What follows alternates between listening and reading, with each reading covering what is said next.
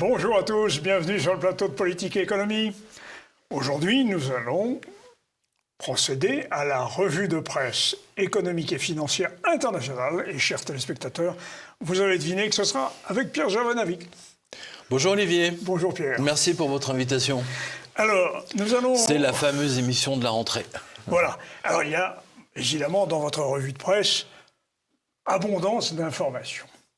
J'ai pensé qu'on pouvait consacrer d'abord à la finance internationale, grande nouvelle internationale. Ensuite, non, mais surtout ce qui attend nos téléspectateurs, quoi. C'est surtout ça. Oui, à quelle sauce ils vont être mangés financièrement. Exactement. Le cours de l'or.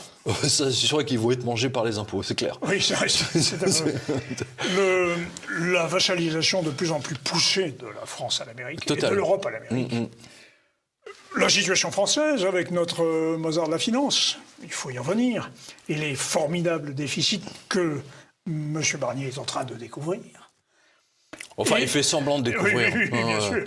Et comme d'habitude, nous donnerons les dernières nouvelles de nos amis les banques.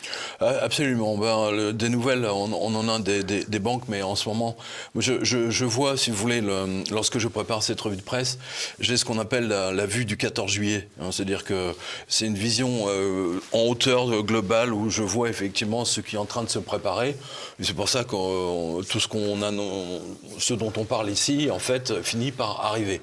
Alors, avant d'y arriver, je précise que hier, le cours de l'or a battu un nouveau record, $2600 l'once. Donc, je remercie tous les spectateurs. L'once, c'est 31 grammes. Voilà, c'est la pièce d'or, c'est le Krugerrand. Et je remercie tous les spectateurs de TV Liberté qui sont venus me voir à Toulouse, tout début septembre, parce qu'ils ont suivi nos conseils sur l'or. Voilà. Donc, et je rappelle à nouveau, c'est pas le cours de l'or ni de l'argent qui monte, c'est le pouvoir d'achat du billet de banque qui descend. Voilà, tout simplement. Alors, puisqu'on est dans ce sujet-là, il y a deux informations majeures. Et je pense que vous les avez vues. Alors, il y en a une, enfin les deux d'ailleurs. Alors, justement, les deux datent du 29 juillet. Et c'est très intéressant parce que c'est comme s'il y avait eu une concertation entre Washington et Bruxelles. Et vous allez comprendre tout de suite pourquoi. Alors, le premier, c'est du 29 juillet. Bruxelles veut recenser tout ce que vous possédez. Voilà, c'est ça. Et ça sent mauvais. Ça, c'est une préparation à la saisie globale. Je précise que vous avez été très, très, très, très nombreux, aussi bien spectateurs, je pense que vous aussi, vous l'avez reçu. Ça fait depuis 10 ans, 12 ans que les banques envoient des questionnaires à leurs clients en leur demandant, grosso modo, en recensant tout ce qu'ils possèdent. Voilà. Ouais. Et j'ai reçu des milliers de mails depuis toutes ces années de spectateurs et de lecteurs qui me disaient est-ce que je dois répondre à ça, c'est extrêmement intrusif. Et en fait, c'est un questionnaire qui est envoyé aux États-Unis. Voilà. Voilà. C'est ça qui est dingue. Ça intéresse les États-Unis. Mais bien sûr, ça intéresse les États-Unis. Ce qui traduit d'ailleurs la vassalisation de l'Europe aux États-Unis. On va y venir. Justement, ce qui est complètement étonnant, si vous voulez, c'est que voyant la catastrophe arriver pour la France et l'Italie, donc là, ça vient de Bruxelles, de l'Union européenne, a décidé de lancer une base de données qui recensera toutes les possessions des Français, aussi des Italiens, des Espagnols, bref, de tous les pays en déficit. C'est surtout ça, quoi. Bon, voici la structure. Donc, immobilier, véhicules, tableaux, sculptures, crypto-monnaies, comptes à l'étranger, actions en bourse, parts de société, etc., etc. Alors, ils ont présenté ça comme c'est à l'état de projet, bien sûr. Mais vous ne vous trompez pas. Ça va arriver, bien entendu, parce que les 3 trilliards de dettes de la France, je ne parle même pas de l'Italie, de l'Espagne, du Portugal, etc., on va y venir. La France et la Grèce, aujourd'hui, de 2009. Voilà. On l'a toujours dit, depuis des années. La France, une grosse Grèce. Voilà, c'est ça, c'est vraiment ça. Donc, vous avez les liens, donc ça date du 29 juillet, sur quotidien.com. Et en même temps, figurez-vous, c'est là où cette revue de presse internationale, justement, est pertinente, c'est que j'ai vu ça, mais carrément par hasard, qu'aux États-Unis, donc la SEC, C'est-à-dire le gendarme de Wall Street, attention, c'est pas n'importe quoi. Security on Exchange Commission. Voilà, le gendarme de Wall Street. C'est l'équivalent de la... Oui, c'est le gendarme de Wall Streit qui n'a jamais jeté aucun banquier en prison suite à la crise de 2008. Voilà. C'est le fameux gendarme, voilà. La SEC. C'est la SEC, oui. Donc ils veulent créer, je traduis, une base de données de toutes les transactions boursières, de capitaux, de virements, en temps réel. Oui. C'est même pas une base de données, là. Non. Là, c'est carrément en temps réel. Oui. C'est pour savoir, tiens, il y a M. Smith, il a acheté pour 100 € d'actions d'Amazon ou de Tesla ou je sais pas quoi, 100 $, pardon, eh bien, ça va apparaître dans la base de données. Voilà. Ce qui pose d'ores et déjà, évidemment, aux États-Unis, un souci constitutionnel, sans parler du fait que c'est de l'espionnage pur et dur des citoyens, selon le célèbre avocat Bill Barr, à ne pas confondre avec le comédien Bill Burr. Voilà. Donc vous avez le lien, c'est sur nationalreview.com. SEC finalizing a Big Brother database to track American stock trades in real time. Voilà, une base de données à la Big Brother. Orwellien, voilà, c'est carrément orwellien. Voilà. C'est ce que dit le journal. Mais c'est inconstitutionnel, dites-vous. Bah, ça tient pas. Oui. Je précise, je le note d'ailleurs là, et notez que ces deux projets de loi ont été dévoilés pendant les Jeux Olympiques afin de passer sous le radar. Voilà. Ce qui constitue pour ma part une alerte supplémentaire pour vous, chers spectateurs et chers lecteurs. Voilà. Donc faites très attention parce que la situation effectivement va devenir de plus en plus dramatique. Parce que les Américains ont 35 trilliards de dettes, oui. On va y revenir. Oui, là, ça pose un vrai problème au reste du monde. Tant et si bien, mon cher Olivier, les Américains ont interdit aux Saoudiens d'acheter de l'or. Si bien qu'ils sont obligés de l'acheter. Ils l'ont acheté en cachette. Ils se sont fait gauler là par la patrouille. Ils se sont fait rattraper par la patrouille. Ils ont acheté des tonnes, 126 tonnes, je sais plus, en Suisse, en Suisse, parce qu'ils savent que le dollar, tout ça va à un moment donné va voler dans les airs. Toute montée de l'or est une atteinte au dollar, est une attaque sur le dollar. C'est évident. Exactement. Même si on ne le veut pas. Et si les Saoudiens ont décidé de faire un bras d'honneur aux Américains, c'est que là, effectivement, la situation est en train de déraper totalement. Voilà. Tout le monde a racheté l'or. C'est-à-dire en 2008, au moment de la crise, toutes les banques centrales s'étaient débarrassées de leur stock d'or. Parce que grâce à Blightmaster, c'est à son crédit défaut swap, c'est la fameuse assurance sur les impayés, ils se sont dit finalement on n'en a pas besoin, donc ils ont tout vendu, ils ont tout bazardé. Résultat des courses. Sarkozy le premier. Sarkozy a vendu l'or de la France au moment où le cours était le moins cher. Ouais. Rien que pour ça, il devrait être en prison. C'est parce que c'est de la haute trahison. Mais bon, ce que je veux dire par là, c'est que les banques centrales, depuis 2008, aujourd'hui, elles ont reconstitué tout leur stock d'or. Ouais, tous, vraiment. Mais c'est tout à fait incroyable. Et donc... certains disent oui, les Saoudiens ont acheté de l'or, donc c'est ce qui fait monter le... Non, c'est toute la situation qui fait le 35, bientôt 36 trilliards pour les Américains, 3 trilliards, 3,5 pour la France. Tous les pays sud de l'Europe sont dans une situation absolument catastrophique. Vous avez la guerre en Ukraine, vous avez des tensions en Taïwan. Bon, c'est parfait, si vous voulez, pour... l'or, par définition, a toujours été la valeur, ce qu'on appelle refuge. Oui. C'est pas un refuge de l'ONU, c'est le refuge en Suisse. Et il faut bien voir aussi que la baisse du dollar consécutive aux achats d'or, c'est pas seulement une affaire de monnaie, c'est qu'on oublie aussi que toutes les entreprises qui traitent en dollars tombent sous la loi américaine. Tout à fait, mais ça pose un problème. Et justement, ça pose un gravissime problème. Parce que, d'abord, justement, vous faites bien de m'en parler. Figurez-vous que la SEC, parce qu'on a parlé de ça, alors de mémoire, parce que je ne sais pas où j'ai mis le papier, mais ils veulent la peau de la BNP. Ils sont en train de... Vous l'avez vu, j'ai vu en effet. Ils veulent la peau de la BNP. Et je demande aux gens de la BNP, au PDG de la BNP, résistez-leur, ce sont des enfoirés. Parce que c'est une très très grosse banque. Elle a une taille de bilan supérieur au PIB français. Oui, non, mais... oui, mais je veux heureusement, dire, c'est pas un petit poisson. Qu'on a encore des grosses banques. C'est pas comme la Société Générale qui est en train de... La Société Générale, c'est le Titanic, là. Ils sont en train de tout jeter par-dessus bord. Alors, oui, ils vendent les bijoux de famille. Ils vendent les petites cuillères, même. Ils en sont là. La Société Générale, c'est une catastrophe. Ça va pas bien, oui. Alors, tiens, justement, parce que puisqu'on parle de ça... j'avais 2 infos, mais alors du coup je ne sais pas où je les ai mises. Et puis il y a des licenciements à la Société Générale aussi.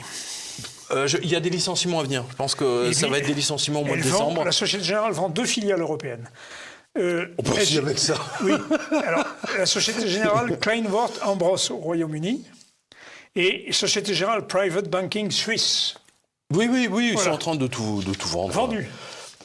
Tiens, on va voir C'est le Monopoly. On va vous montrer un graphique là. Ça date du 9 septembre, parce que vous êtes tous témoins, Olivier, vous aussi.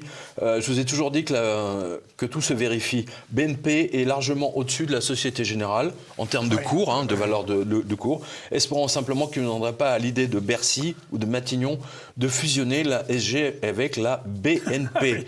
Parce que là, ce serait une explosion nucléaire en raison des cultures d'entreprise totalement différentes. Voilà, et ça c'est le titre des Échos. Et le titre des Échos d'ailleurs se plaint du fait, parce que c'est ironique, les Échos se moquent, parce qu'ils n'osent pas trop, mais là ils ont fait un titre, on va le voir, insiste en plus sur le fait qu'après avoir presque tout vendu, la Société Générale n'a que 2 milliards d'euros à dispatcher. Triste fin pour cet établissement qui avait une stature internationale. Voilà. C'est quand même... L'action Société Générale est tombée à combien Je crois que ça traîne sur les 20 euros. Voilà. Oui. Bon. Ils ont vendu Kleinwort et la Private Banking Suisse. Voilà, ils vont vendre Shine, ils vont vendre la SGEF, tout comme la SGSS. Ils ont tout vendu. C'est simple. Ça fait maintenant 3 ans que je chronique toutes leurs ventes. Et ils veulent récupérer, parce que les Américains veulent récupérer leurs billes. Et puis ils veulent être payés. Ah oui. Voilà. Alors que BNP, elle vient de racheter AXA Management. Ah oui. Ah oui. Pour, attention, 5 milliards. Ils ont signé un contrat de 15. Voilà. Et donc, voilà. Donc ça, c'est Société Générale. Vous parliez des procès de la SEC, Security and Exchange Commission, auprès de la BNP. Oui. Mais il y a la SEC, il faut le dire quand même, fait des procès aux banques américaines aussi. Oui. Bank of America, Wells Fargo, Morgan Stanley, LPL Financial et Ameriprise, qui ont volé des millions à leurs clients. Oui, non, mais c'est du vol organisé. Toutes ces banques, depuis 2008, n'ont pu tenir, et encore, elles ont été sauvées, mais elles ont volé massivement les clients. C'était pas faute d'avoir donné ici chaque rentrée de septembre. Wells Fargo, c'est le numéro 1. Oui, c'est vraiment les cow-boys, quoi. Avant, c'était... C'est la diligence. Oui, avant, c'était les Indiens ou les Dalton qui attaquaient la diligence de la Wells Fargo. Maintenant, c'est les banquiers de la Wells Fargo qui attaquent les mecs au saloon, qui les dépouille directement. C'est incroyable. C'est le monde à l'envers. C'est le monde à l'envers. Mais attention, c'est dans leur tête, le PDG de la Wells, il dit, c'est où on tombe, ou on prend l'argent des clients. Donc on tombe pas, on va prendre l'argent des clients. Voilà. C'est eux ou nous. Voilà. Et une question de survie, il n'y a pas photo, ils ont sorti les flingues, ils ont truandé les clients. Redonnez-nous la liste des banques là, qui ont truandé les clients, qui ont volé des milliards et des milliards. Bank of America. Voilà. Wells Fargo. Morgan Stanley. LPL Financial et Ameriprise. Ameriprise, je la connais pas celle-là. Mais voilà, donc on n'est pas surpris. Mais tiens, puisqu'on est dans ce... Excellent enchaînement. Merci mon cher Olivier. Regardez. Je regarde. Ça c'est tombé cet été sous le radar. Alors, dites-nous.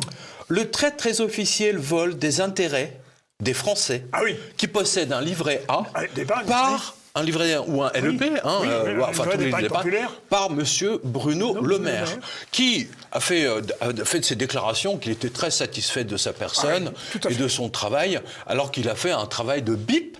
Il nous a mis 1 trilliard de plus d'endettement, rien que ça. Mais bon, mais il est content de lui. Alors, vous avez assisté à la Commission des finances rediffusée Non, je n'ai pas assisté à une, dites-nous. L'aplomb avec lequel il... Et alors, les gens qui l'attaquent, aussi mais tous les macronistes, ils ont un aplomb pas possible. Que du RN. Mais ils les traitent comme avec un mépris. Vous abîmez la République. Oui, c'est ça, oui. C'est quand ils n'ont plus de réponse.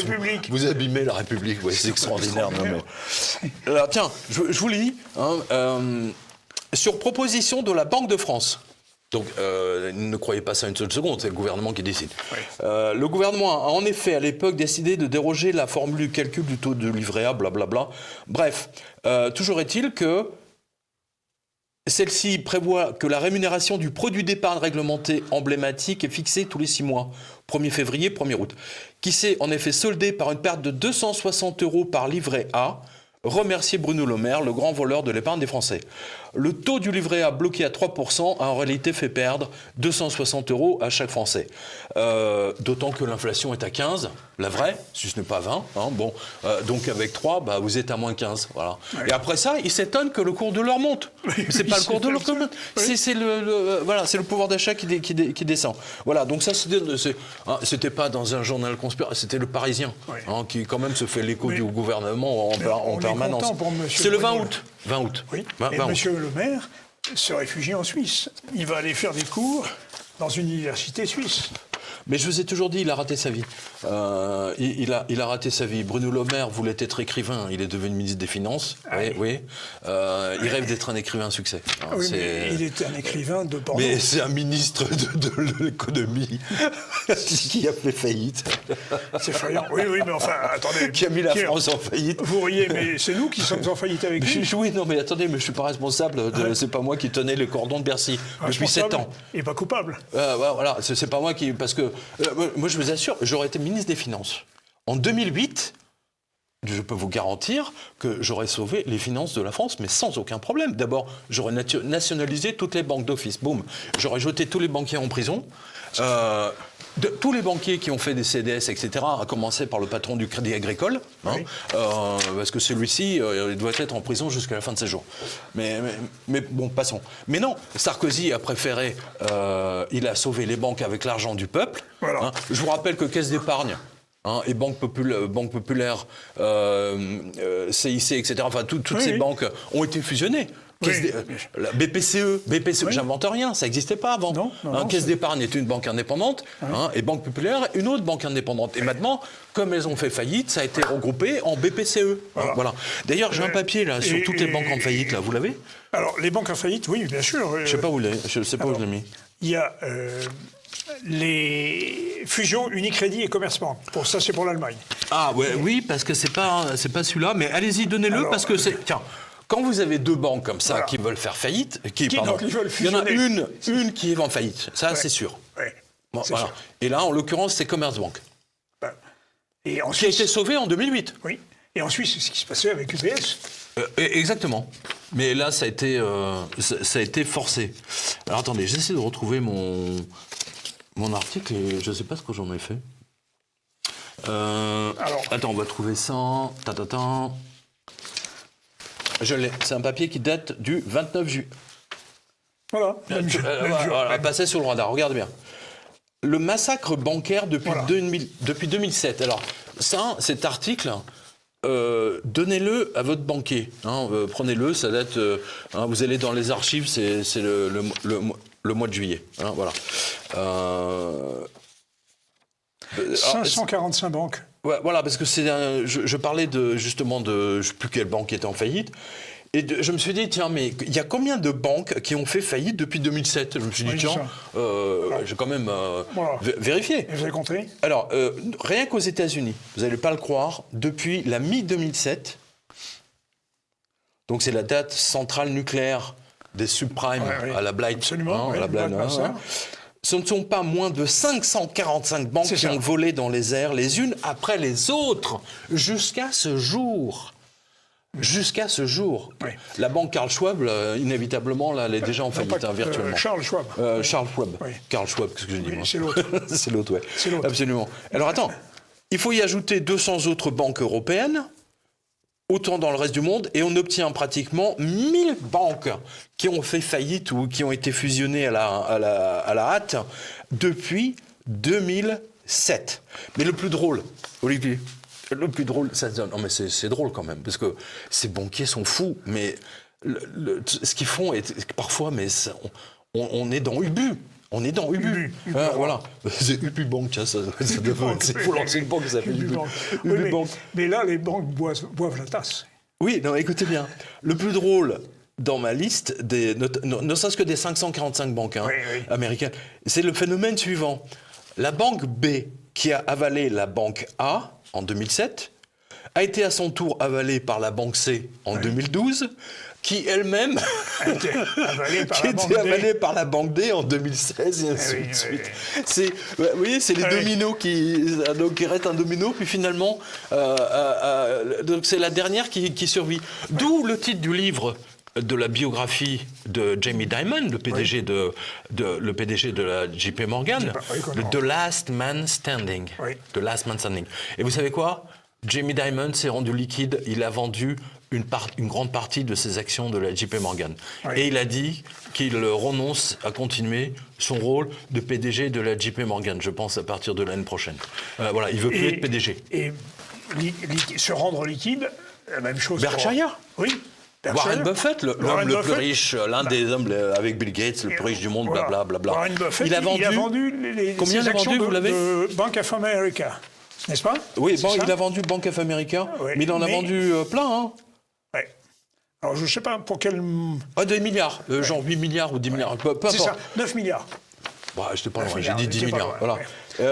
Et la FDIC, donc l'organisme qui est censé protéger les déposants, elle-même déclare officiellement qu'il y a 60 banques aujourd'hui aux États-Unis qui sont en faillite. Donc imaginez la situation en Europe, parce que la fusion là, de Commerzbank avec Unicredit, c'est pas innocent. Bien sûr que non.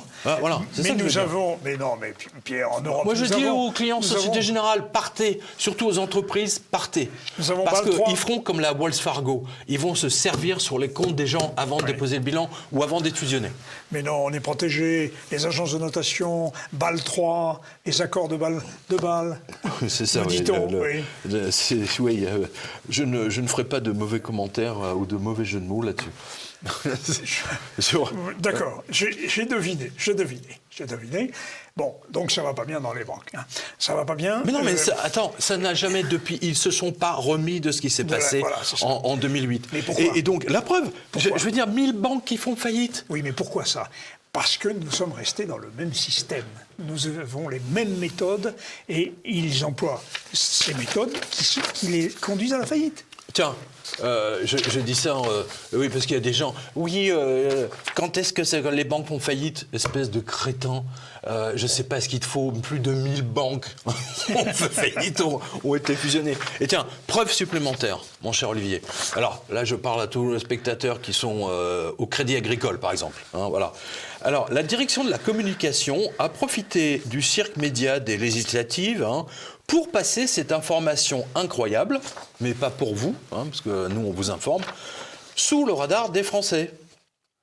Il faut dire que nous sommes déjà presque mi-juillet, donc, quand cette info est tombée. Oui, en plein Jeux Olympiques. Voilà. Non, pas encore, je crois que c'est là. Oui, bref, le Crédit Agricole a donc décidé de dire bip à ces pauvres fidèles clients du Tarn, du Lot, de l'Aveyron, de Tarn-et-Garonne, et ferme carrément 26 agences, et cela dans la hâte la plus totale, ce qui pour moi est définitivement suspect. Voilà. Donc oui, ça c'est une information qui date du 8 juillet. Voilà, vous avez même ça c'est pour le montage. Il y a une photo Crédit Agricole Centre Presse. Voilà. Et c'est la CGT. C'est grâce à la CGT qu'on apprend le truc. La CGT dénonce la situation.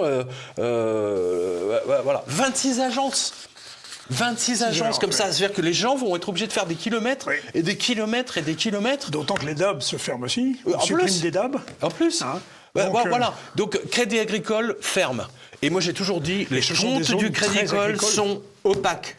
Oui. Je veux dire, un chevalier, le professeur Chevalier ne peut pas Non, pas Maurice Chevalier. Ne peut pas accéder au compte. Ne peut pas. Non, c'est pas Maurice Chevalier. Ne peut pas accéder au compte du Crédit Agricole. Non, il peut pas. Il a essayé à plusieurs reprises, il n'arrive pas à avoir une vision globale. Vous avez remarqué que les départements que vous avez cités, le Lot-et-Garonne, le Tarn, l'Aveyron. Tarn, Lot, Aveyron, Tarn. Oui. Sont tous des départements agricoles. Mais oui, le Crédit Agricole fait un bras d'honneur à tous les agriculteurs. C'est des enfoirés de première. C'est des enfoirés de première, il faut le dire. Ouais. Il faut le dire. Alors, dans la série des banques... Non mais c'est grave, quoi. Dans la série des banques, faisons un petit tour de l'autre côté de... Attends. Pardonnez-moi, parce que je lis la déclaration de... de ce que dit... voilà. Lors du dernier comité d'entreprise du Crédit Agricole Nord-Midi-Pyrénées, c'est une des raisons pour lesquelles on ne peut pas voir clair dans leur bilan. L'entreprise a présenté un plan de redéploiement commercial. Ils nous prennent pour des bips, hein, parce que je redéploie. Si moi je prends en signification basique, on se redéploie commercialement, ça veut dire qu'on va ouvrir 50 nouvelles agences. Non, ils utilisent ça pour fermer 26 agences. C'est comme sauvegarde de l'emploi. 200 licenciements. Oui, mais ça... Et alors, ce sont des territoires au sens de Christophe Guilly. C'est orwellien, ça. Oui, mais au sens de Christophe Guilly, c'est-à-dire les territoires délaissés. Oui. C'est des territoires qui sont loin des métropoles. Et on va les rendre encore plus éloignés. Encore plus... Et l'Aveyron. Bah oui. L'Aveyron, c'est magnifique, l'Aveyron. Bien sûr. Non, mais ils les abandonnent. On abandonne les territoires. Alors, je vous lis. Observez le mensonge incroyable du banquier méprisant. Ils ferment des agences, mais c'est pour mieux servir leurs clients. Et Crédit Agricole, mais t'as pas honte. Hein. Mais vous êtes vraiment à vomir, quoi. C'est incroyable. C'est ce que vous avez appelé le massacre bancaire. Et exactement. Mon sentiment, voilà. Quand une banque choisit de fermer ses agences, alors ça, c'est 15 ans d'expérience depuis 2007. Hein. Quand une banque choisit de fermer ses agences, c'est qu'il se passe des choses graves, selon mon expérience depuis 2008, l'expérience que j'ai partagée avec vous, et avec vous, mon cher Olivier, dans la revue de presse et ici sur TV. D'ailleurs, les banques anglaises ont, comme vous le savez, largement précédé les françaises. Puisque ce que font les françaises, les banques anglaises l'Afrique depuis 3 ans, 4 ans, rappelez-vous, on le donne ici. Oui, bien sûr. Voilà. Alors, sur les banques, on va peut-être faire une pause, mais on pourrait terminer quand même par la Suisse, puisque nous avons beaucoup parlé de l'UBS et de la faillite du Crédit Suisse. Le Crédit Suisse a été racheté donc, par l'UBS. Non, le Crédit Suisse n'a pas été racheté. C'est le gouvernement suisse qui l'a forcé UBS à fusionner, exactement comme AIG, comme la SEC, avait forcé l'immense assureur AIG, qui assure tous les avions, les aéroports, etc., à être sauvé, alors qu'il avait choisi de laisser tomber les Lehman Brothers. Ça, c'était en 2008. Exactement. Mais alors, du coup, ce sont les citoyens helvétiques qui vont payer. Évidemment qu'ils vont payer. Pour le Crédit Suisse. Et ils ont décidé de faire des coupes sombres dans les budgets qui, eux, touchent les citoyens normaux. Et l'UBS vend tout son immobilier. Tout son parc immobilier commercial. Évidemment. Mais ça, c'est normal. De toute façon, l'histoire des bureaux en ce moment, c'est une catastrophe. Mais attends, juste, puisqu'on a parlé du Crédit Agricole, parce que je vous dis qu'il y a quelque chose qui pue. Je rattache cette info au 24 juin. Regardez. Le Crédit Agricole a vendu sa participation dans un journal local, bien connu, qu'on cite souvent ici, La Voix du Nord. Ah oui. Alors, je suis persuadé que nos spectateurs ne savaient pas que le Crédit Agricole contrôlait une partie de la Voix du Nord. Ouais. Mais j'ai toujours dit, c'est absolument pas normal que les banques soient propriétaires de médias. Mais vous savez qui est propriétaire de la presse quotidienne régionale majoritairement? La PQR. Le Crédit Mutuel.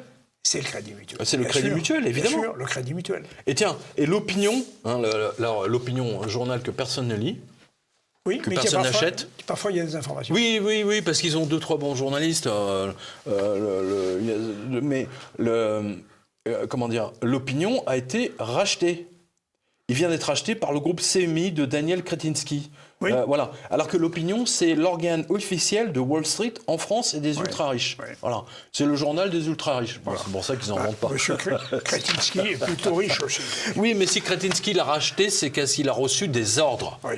Attends, je connais le monde de la presse écrite. Oui. J'en viens. Oui. Je peux vous dire que Kretinsky, il est pas idiot, si j'ose dire. Oui. Il ne va pas acheter un journal à plusieurs dizaines de millions d'euros qui perd de l'argent, qui perd des dizaines de millions d'euros. Voilà. À moins d'être... CQFD. CQFD. Pause.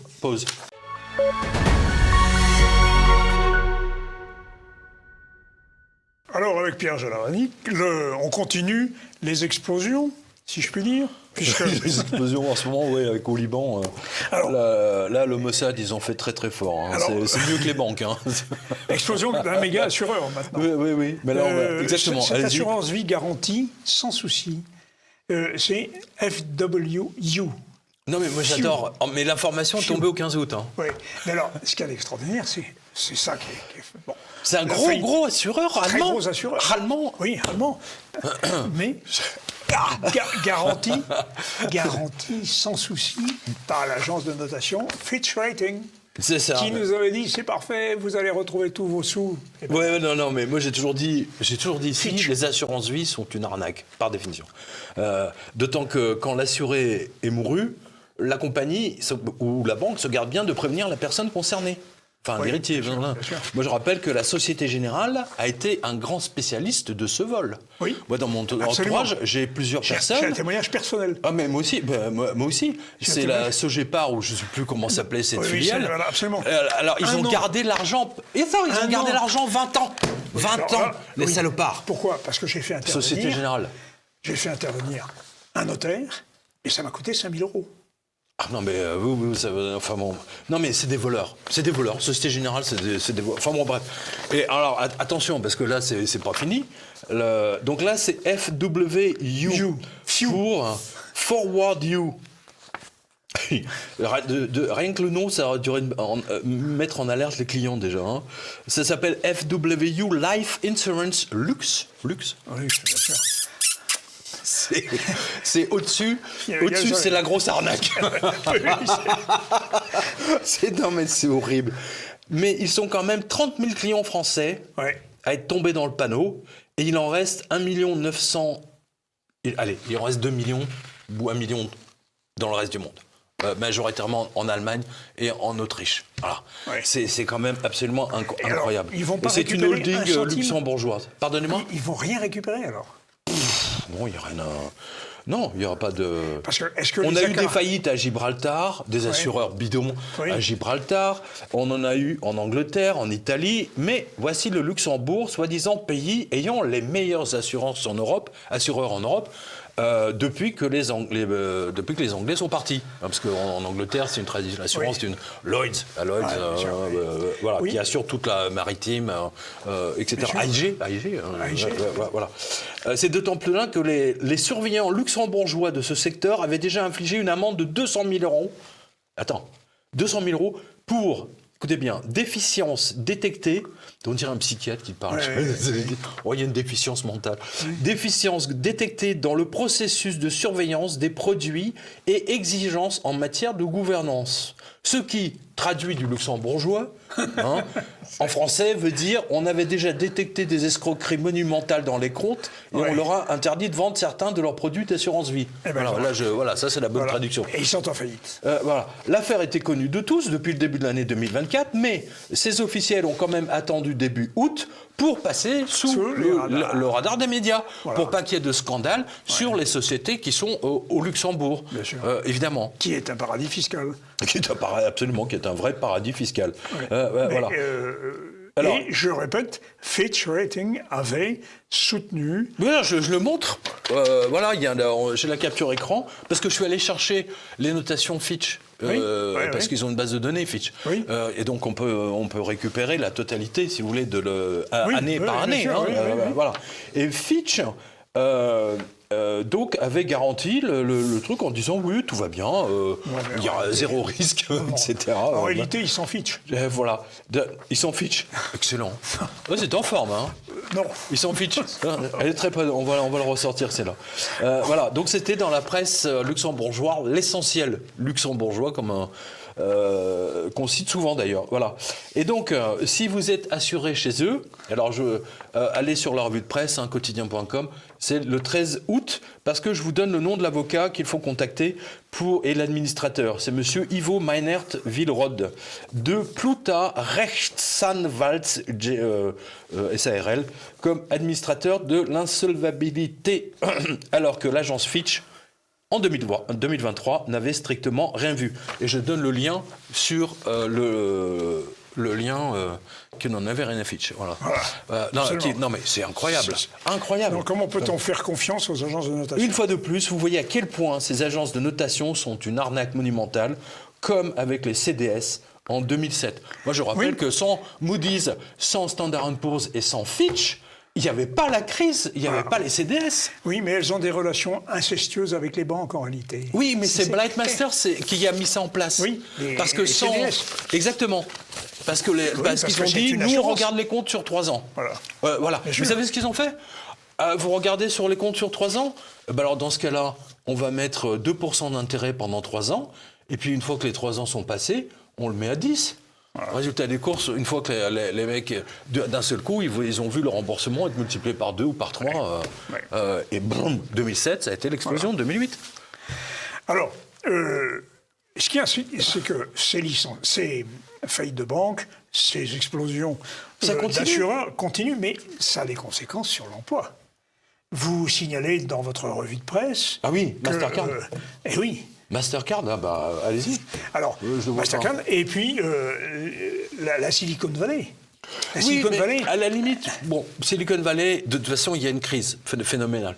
Mais Mastercard, les 1000 licenciements de Mastercard sont extrêmement symboliques, dans le sens où cela veut dire que, parce que Mastercard se paye, je ne sais plus quel pourcentage chez les commerçants, mais ça veut dire que les gens ne dépensent plus autant d'argent qu'avant, donc les milliards ne rentrent plus, et donc Mastercard dit, on vire 1000 personnes, au moins on verra plus clair après. Voilà.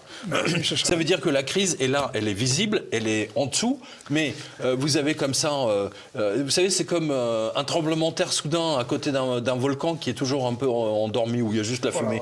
Vous voyez, c'est les premiers signes. Et Mastercard licenciant 1000 personnes, ça veut tout dire. Voilà. Et je pense qu'il y aura la même chose chez Visa à Noël. Alors, Visa est en train d'essayer de revenir en Russie.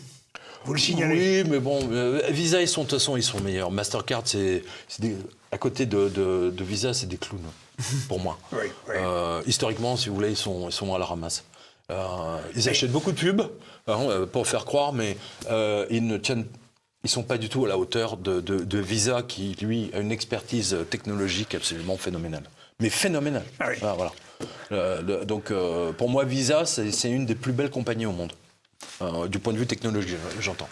Alors, nous étions sur le monde. Est-ce qu'on pourrait peut-être venir à la situation française, mon cher Pierre ? Alors, avant qu'on y arrive, je voulais vous donner... parce qu'il y a quand même des informations qui, pareil, ils sont sorties cet été. Toujours. Ah, mais toujours. Alors, attention. Là, je parle les gilets jaunes. Je pense que là, on va en avoir un paquet. Ça arrive. Il va falloir payer les autoroutes au kilomètre. Voilà. Les Anglais sont en train de mettre ça au point. Oui. Ils ont toujours été pionniers en la matière. Voilà. Moi, j'avais fait une blague il y a 10-12 ans à la radio à l'époque. Je disais les politiques, les politiques payés avec nos impôts, finiront par nous faire payer l'usage des routes et des autoroutes au kilomètre parcouru. Au kilomètre parcouru. Non, ça n'a rien à voir avec un péage. On est d'accord. Non. On y est. Avec un compteur. On y est, voilà. En Grande-Bretagne, des politiques ont trouvé cette solution pour remplir leur coffre vide, qu'eux-mêmes avaient vidé, bien entendu. Les automobilistes, donc, en fait, ils ont calculé que ça pourrait coûter aux conducteurs, rapporter à l'État, 450 € par an. Voilà. C'est-à-dire, parce que je ne sais pas si vous avez si tout le monde a remarqué, au-dessus des autoroutes ou du périphérique, vous avez tout un tas de capteurs maintenant. Et en fait, c'était l'idée aussi, rappelez-vous de la manifestation en Bretagne. Ah mais oui, vous vous souvenez de ça ? Les bonnets rouges. Mais bien sûr, les bonnets rouges, ce qui avait déclaré. Les portiques. Mais on y est. Oui, bien sûr. C'est une relation directe avec les bonnets rouges. Oui. On les salue. Big Brother fait bon ménage avec la technologie. Exactement. Les automobilistes pour se voir facturer 444 livres sterling par an, tandis que ceux qui parcourent 16 000 km par an dans des régions rurales pourrait faire face à des factures d'environ 600 livres sterling, c'est-à-dire grosso modo 700 euros. Ouais. Voilà. Les partisans de cette idée, écoutez bien, affirment qu'elle aidera à combler le déficit de 22 milliards de livres dans les finances du pays. Voilà. Et donc, c'est un ancien conseiller du chancelier Jeremy Hunt, M. Adam Smith, qui a travaillé sous le Marlborough, a déclaré que le personnel de Downing Street, c'est-à-dire le Premier ministre, était en train d'examiner le sujet. Voilà. On a, alors justement, voilà, ça date du 20 août. Voilà, c'est par hasard. Ouais. Ils sortent toutes les saloperies au mois d'août. Alors justement, dans le genre, puisque nous étions outre-Manche, le gouvernement britannique, vous y allez dans votre revue de presse. Pardonnez-moi, juste j'oublie un détail. Allez-y. C'est l'affaire des subventions aux retraités pour le chauffage qui vient de leur être supprimée, si je crois. Mais c'est incroyable. Mais c'est incroyable. Pour donner à l'Ukraine. Oui, c'est-à-dire qu'en fait, ils ont décidé d'enlever à 1,6 million de retraités dont la retraite est pas assez élevée, une aide de je ne sais plus combien, 150 ou 200 livres sterling pour acheter le fioul. Donc ils ne peuvent pas acheter du whisky avec, c'est juste pour le fioul. Voilà, mais ils ont décidé de supprimer ça pour faire des économies. Et 2 jours après, le lendemain, ils disent tiens, on va filer 600 milliards ou je ne sais plus combien, ou 900 milliards à l'Ukraine. Ça a déclenché un scandale en Angleterre. Ouais. Non, mais si vous faites le total de tout ce qui a été donné aux Ukrainiens depuis le début, mais c'est colossal. Ouais. Mais nous aussi, en France. Oui, bien sûr. Alors, et pendant ce temps-là, les gens des économies. Attendent 24 heures ou voir je ne sais pas combien dans les urgences et les suppressions pour payer ces bips d'Ukrainiens bandéristes. Monsieur Barnier nous dit qu'il va augmenter les impôts, mais on pourrait d'abord commencer par... supprimer les aides. Voilà, on est d'accord. Bon. Et ça nous fait revenir en France, là, quand même, car j'aimerais bien que nous y allions, mon cher, et que nous retraversions la Manche dans l'autre sens. Alors, justement, parce que dans le genre connerie... Il ne faut pas retraverser la Manche.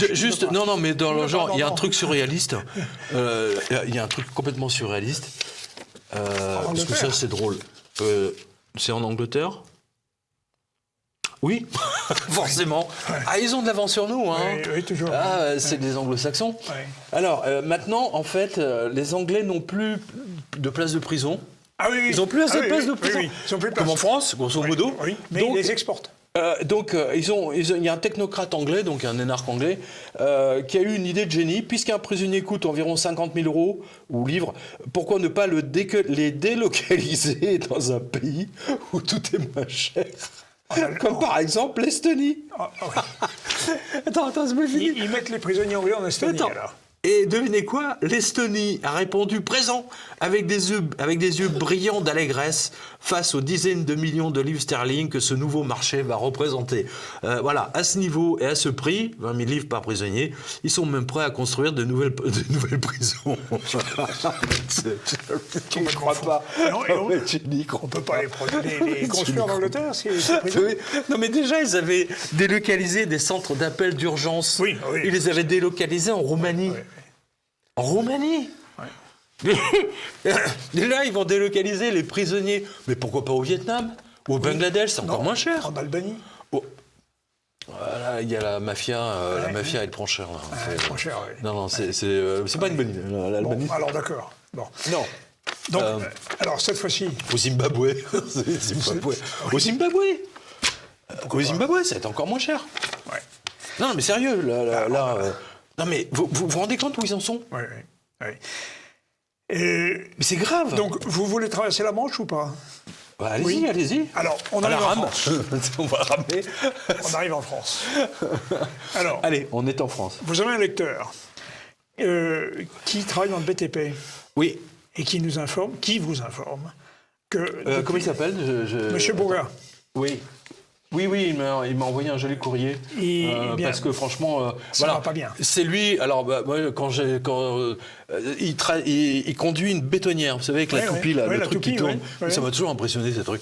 Je me suis dit, le mec, faut être balèze quand même, pour. Voilà. Et on a vu ça dans des films avec Schwarzenegger. Oui. Et donc, c'est lui qui nous écrit. Eh bien, il nous dit que la situation est très, très, très. 14 000 PME du BTP ont fait faillite. Alors, en 3 mois, en 6 mois, ou un an, je ne sais plus. Ouais. Mais c'est énorme. Ouais, c'est absolument énorme. Il y a une crise qui se profile. Et c'est pour ça que Monsieur Barnier... moi, j'avais interviewé Barnier. Oui. Pour le quotidien, non pour le quotidien. 1 heure d'interview. C'est un docteur honoris causa de la langue de bois. Hein. Il n'y a pas de problème. C'est un énarque. Et quand vous retranscrivez l'interview... Il n'est pas énarque. Il sort de l'École supérieure de commerce de Paris. Mais bon... Moi, il me semblait qu'il était énarque. Non. En tout cas, c'est un super... il est docteur en langue de bois, il n'y a pas de problème. Parce que quand on a retranscrit son interview avec les dactylos, je peux vous dire qu'il n'y avait plus que 10 minutes... qu'on avait gardé que 10 minutes consistantes. Oui. Tout le reste, c'était du blabla, comme le fait Macron. Oui, bien sûr. Mais vous Barnier, dites d'ailleurs, c'est Macron à l'âge de 73 ans. Oui. Voilà. Alors cependant, si d'aventure, il ne réussit pas. La France et la Grèce, je précise. On ne va pas rechercher un nouveau Premier ministre, c'est impossible. Macron doit démissionner. Voilà. Macron doit démissionner, c'est quand même pas compliqué. Voilà. Tiens, à ce propos, on refranchit un petit... on repart de l'autre côté vite fait. Il aime les Anglais, là. Non, c'est les Américains. Les Américains. Parce que, justement... les Anglo-Saxons. On en parle tous les deux depuis des années, moi depuis 2008. Mais voici un graphique incontestable qui vaut mieux que 1000 mots. Et c'est l'analyste Arnaud Bertrand qui nous l'a donné sur son fil. Les Européens de l'Ouest ne réalisent pas à quel point ils ont été bip par la crise des suprêmes de 2008. En fait, c'est complètement extraordinaire. Si vous prenez l'exemple de la France en 2008, nous étions à presque égalité avec les États-Unis en termes de PIB par habitant, soit 45 500 $ contre 48 500. Une petite différence de 6%. Avance rapide jusqu'en 2023, soit 15 ans plus tard. Et là, nous ne sommes toujours pas remis.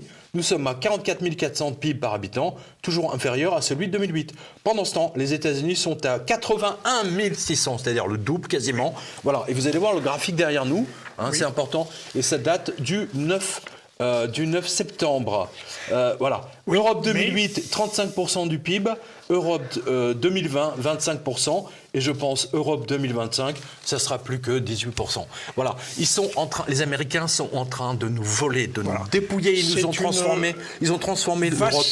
Vassalisation. Mise en esclave. Je suis fatigué. Esclavage. Esclavagisme. Oui. Voilà. On est leurs esclaves. Oui, et grâce au dollar.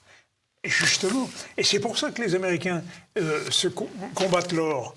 Parce que là, vous allez voir, chers téléspectateurs, le document extraordinaire qui est sur la revue de presse. Qui a partagé ça avec nous ? Je pense que c'est Laurent Ozon. Ah oui, Laurent Ozon, voilà. Salut. Et vous allez voir les amendes du département de justice états-unien, le fameux DOJ. Oui, dès que vous êtes passage, boum. BNP, combien ? Rappelez-moi la BNP. 8 milliards ? Oui. Mais la Société Générale aussi. Combien ? 1300. Lafarge. 1 milliard, vous voulez dire ? 1 milliard ou 1 trilliard ? Alors là, c'est en... Je crois que c'est en milliards. C'est en milliards, oui. BNP Paribas, bien sûr. Alstom. Alstom, ils nous ont tout volé.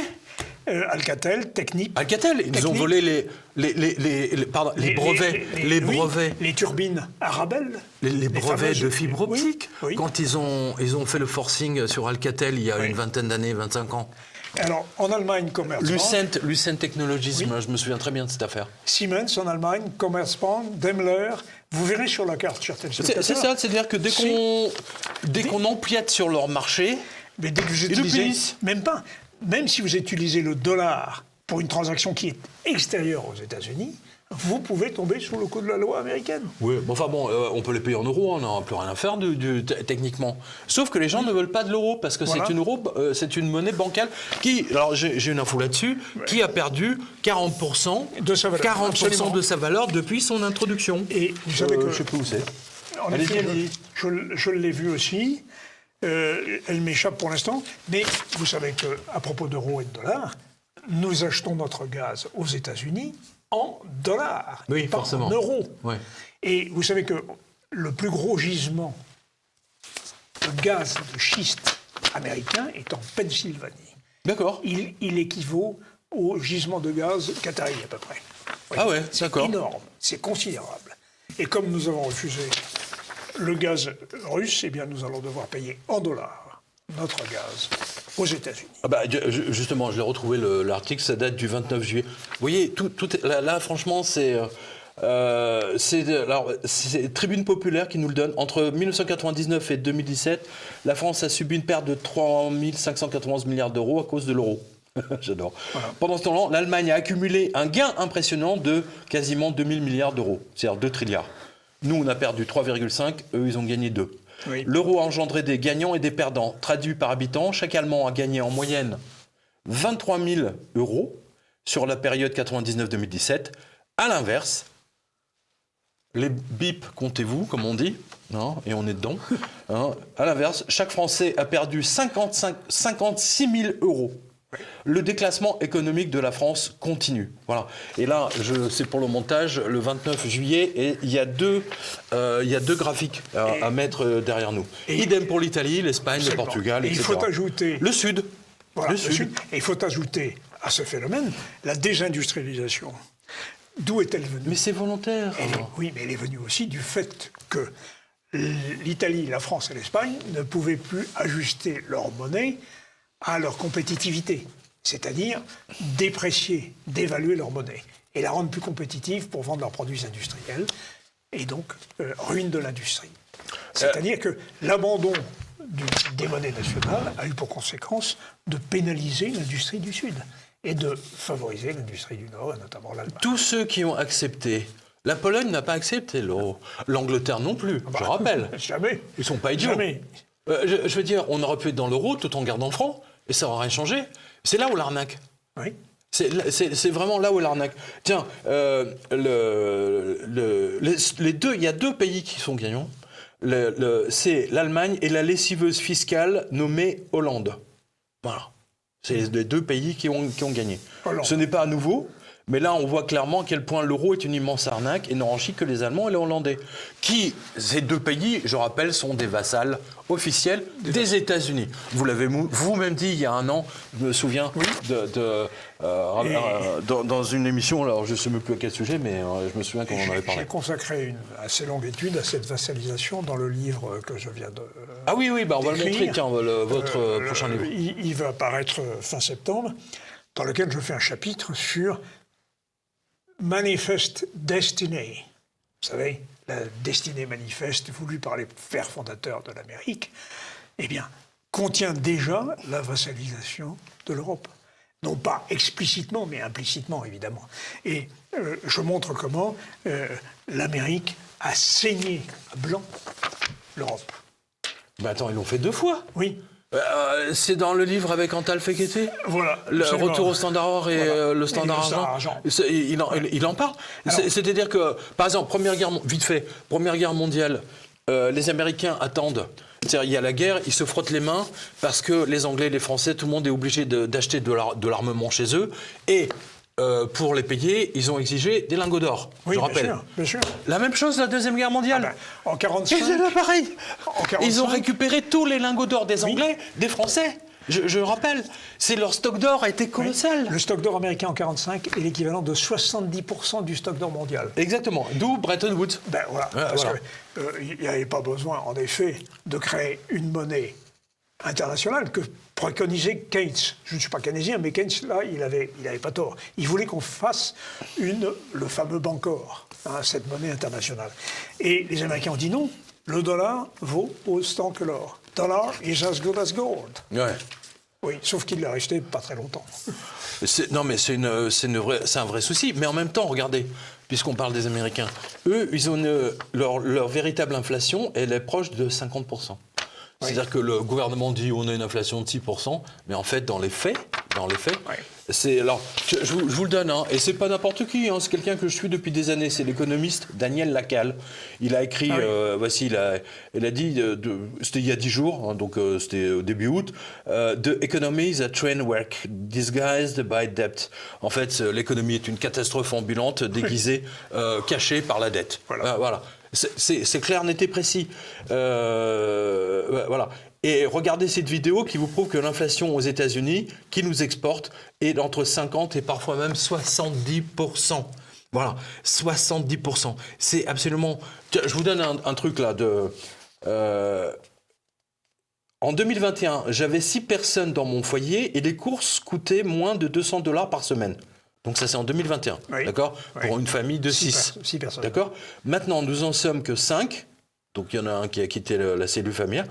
Et 325 dollars par semaine ne suffisent plus. Oui, voilà. C'est très net. C'est très net. C'est ce qui nous arrive en France aussi. Mais bien sûr, ils nous exportent. C'est Bernard Monod qui nous avait. Alors, il avait eu tout de suite que les Américains allaient nous exporter leur inflation parce que ça les arrange en plus. Alors, voilà. Et pourtant, les Américains ont une dette considérable, colossale. Et vous dites même à un moment dans votre revue de presse, Pierre, je vous laisse la responsabilité du propos, oui. La dette américaine... J'adore la garantie juridique. La dette américaine, dites-vous, est en relation directe avec les risques d'une troisième guerre mondiale. Attends, Olivier, j'ai écrit un livre sur le sujet. Et vous dites AH ou la vengeance de la planche à billets. Et vous dites que, justement, l'Amérique est en mode Weimar. Exactement. Tout usage de planche à billets finit par déclencher la guerre. Voilà, on y est. C'est pas par hasard qu'ils ont déclenché. Ils ont provoqué les Russes volontairement pour qu'ils y répondent. C'est pas réjouissant, dites-moi. Ben non, mais c'est ce qu'ils veulent. Mais ça sera surtout... c'est avant tout, si vous voulez... c'est affaiblir les Russes. Ils veulent les détruire, les affaiblir, et ils veulent détruire la Russie comme ils ont détruit la Yougoslavie, c'est-à-dire scinder la Russie en plusieurs petites républiques, et ainsi de suite. Voilà. De manière à les contrôler. Bien sûr. De manière à les contrôler. Qu'est-ce qu'ils ont fait en Serbie ? C'est les grosses boîtes américaines qui sont arrivées et qui ont tout raflé. Et l'OTAN a bombardé Prague. Belgrade, pardon. Belgrade, c'est dommage pour Prague. C'est une très très belle ville. Hein. Non, mais mais Belgrade aussi, je veux dire, c'est vraiment. Oui, c'est bien. Stendhal n'avait pas aimé, mais bon, c'était à l'époque. Hein. Ouais. Voilà, donc. Alors, tiens, je voulais vous. Avant je ne sais pas quelle heure il est. Je voulais vous donner ça parce que pour nos spectateurs qui sont concernés. Alors, il y a une banque. Qui est en faillite. Alors, elle s'appelle Synapse. C'est une... Neurone ou Synapse ? Ouais, Synapse. Oui. Alors, c'est ce qu'on appelle une fintech. Oui. Qui finance... ouais, à l'époque, ça s'appelait Juno Bank, je sais pas quoi. Alors, il y a un monsieur qui dit, un professeur de lycée, mais j'ai vu que c'était pas nécessaire, mais j'ai vu qu'il travaillait avec Evolve Bank et Trust. Et j'ai fait blabla. Enfin, bref, 18 mois après l'ouverture du compte Juno, j'ai perdu tout accès à mes $40 000. Voilà. C'est-à-dire que tout fonctionne tant que vous mettez de l'argent, mais le jour où vous voulez récupérer votre argent, c'est fini.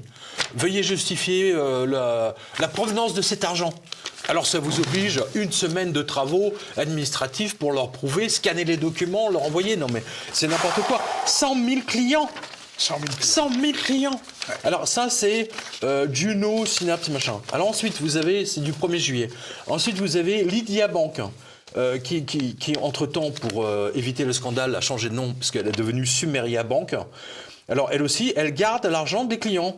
Elle ferme leur compte, donc vous ne pouvez plus avoir accès. Et donc, vous ne pouvez même plus être en contact avec le service client. C'est pratique.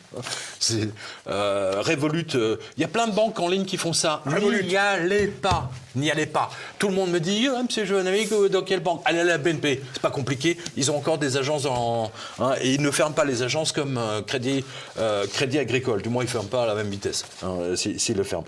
Voilà. Donc ça, c'était Lydia Bank, pourriture. Ensuite, vous avez Revolut. Alors, n'y allez pas. N26, n'en parlons pas, c'est des voleurs, parce qu'ils gardent l'argent des gens, comme des banques précédentes. Oui. Et donc, ils leur demandent de justifier. C'est-à-dire, dès que vous voulez quitter la banque, justifiez d'où vient votre argent. Voilà. Boursorama, c'est fini. Boursorama, c'est une... tiens, je vous lis. Revolut dépasse les 2 milliards d'euros de revenus, soi-disant. Ils revendiquent 45 millions de clients dans le monde, dont 3 millions en France. Ouais, moi, je trouve. Donc, il existe 3 millions de crétins en France. C'est tout à fait extraordinaire. Alors qu'elle vous demande des justificatifs pour vos dépenses.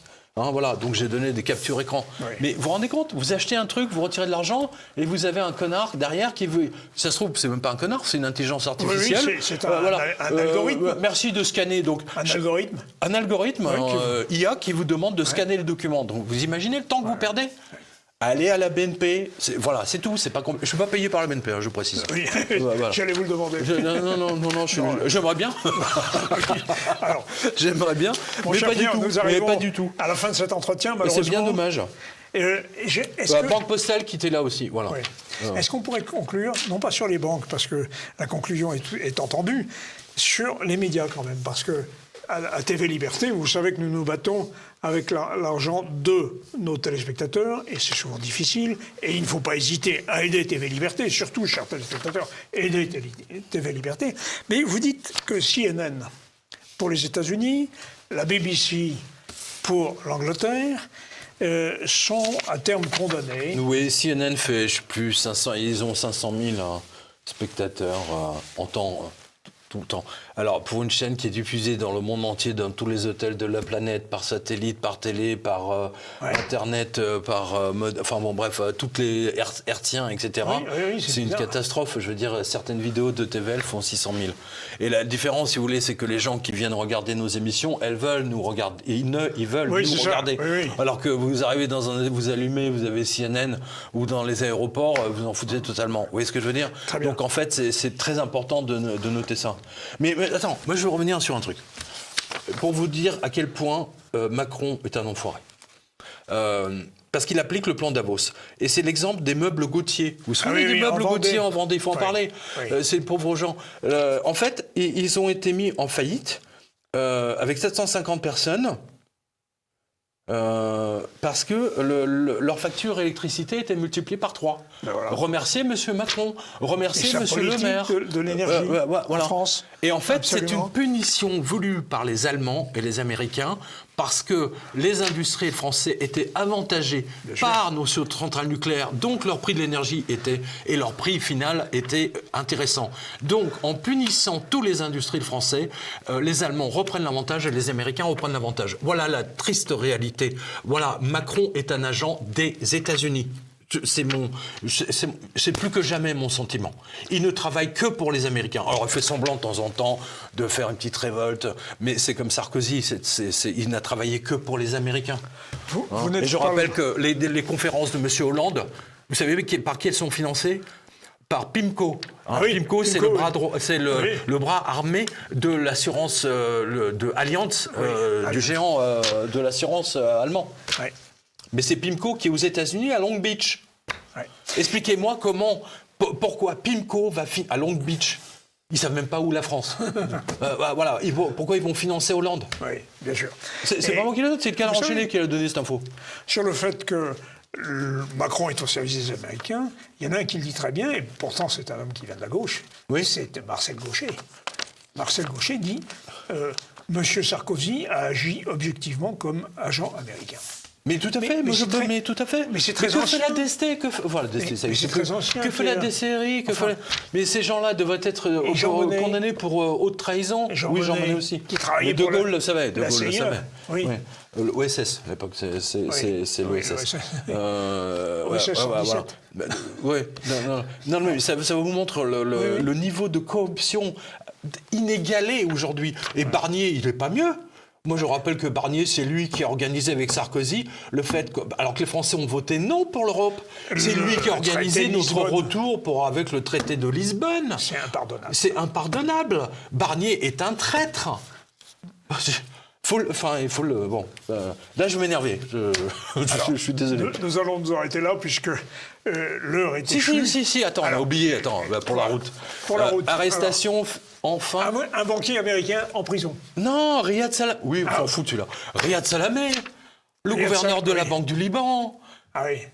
Enfin, il a été arrêté. Oui. Ouais, j'avais fait mon reportage au Liban, rappelez-vous. Oui, un mois et demi après, Riyad Salamé a acheté un reportage dans Paris Match pour répondre à mon reportage et pour répondre à l'émission qu'on avait faite avec Martial ici sur la faillite du Liban. Oui. Et en disant non, le Liban n'est pas en faillite, tout va bien, etc. Résultat des courses, ils l'ont enfin mis en taulle. Voilà. Il fallait du temps. Oui. il sortira promptement. Oui, je pense aussi. Je pense aussi. Il a mis de l'argent de côté pour pouvoir acheter sa libération.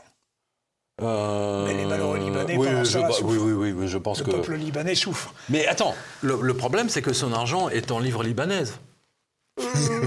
Bon, même s'il a des millions... Non, mais je pense que ça va mal se finir pour lui. Je suis pas d'accord avec vous. Ah oui. Il y a trop de... Il a à peu près 3 listes rouges, ou je sais pas, notices rouges Interpol aux fesses. Donc ça fait beaucoup. Ça fait quand même beaucoup pour un seul homme. Oui. Même si le Liban n'extrade pas, il a fait tellement de trucs, il a détruit l'économie, il a volé, en fait, il a protégé les super riches. Mais oui, mais parce que nous sommes dans une économie clanique, en réalité. Au Liban, l'État est faible, l'État il n'existe pas, on n'a pas le sens de l'État. On fonctionne de façon clanique, par famille, par groupe, par clan. C'est une féodalité. Allez, pour la route. La route, parce que voilà. Alors je vous retrouve à Amiens, parce que on va retrouver nos téléspectateurs. Oui. Mais les vax en fait ont rendu les gens fous, parce que j'ai gardé ça pour nous. Les gens vaccinés qui étaient déjà sur la tangente ont définitivement sombré dans la folie. Alors vous allez voir la vidéo. À l'aéroport de Miami, un homme qui s'estimait avoir la personnalité d'un bagage s'est fait emballer de films plastiques transparents et a demandé à être enregistré comme bagage de son ami dans la soute. Une idée simple venant forcément d'un simple d'esprit par définition, puisqu'il ne paye pas le prix du voyage en tant que passager humain. Oui, mais attendez. Mais dans la soute, il va peler de froid. En plus, il va être pelé de froid. Il peut mourir de froid, même. Oui, mais il est emballé. Je veux voir la vidéo derrière nous.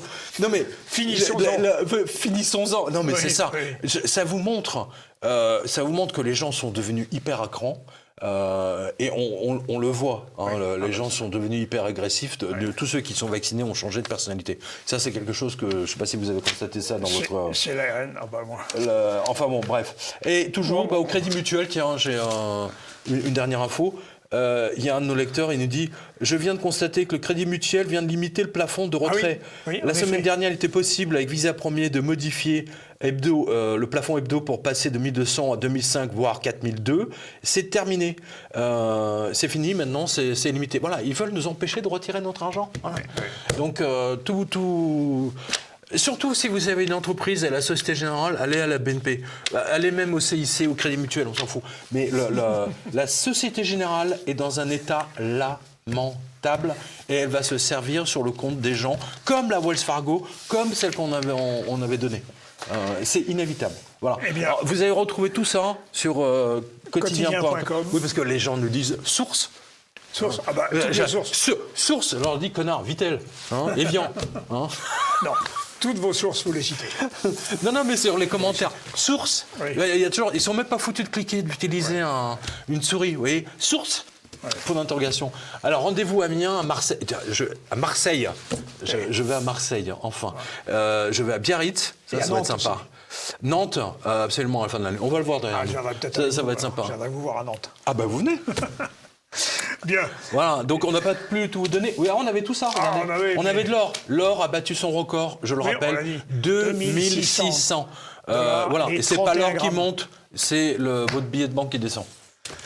Eh bien, chers téléspectateurs, à très bientôt et merci. Merci à vous, mon cher Olivier. Merci à nos spectateurs. Dozo arigato. À la japonaise. Dont la monnaie ne vaut plus rien. Ah oui, le yen. Vous savez quoi? Elle vaut tellement plus rien que la Banque du Japon a décidé de lancer un billet de banque en 3D. Tu y crois pas? Ah oui? Oui, on va le montrer. Conclusion. Conclusion en 3D. Merci à vous et à bientôt. On vous embrasse.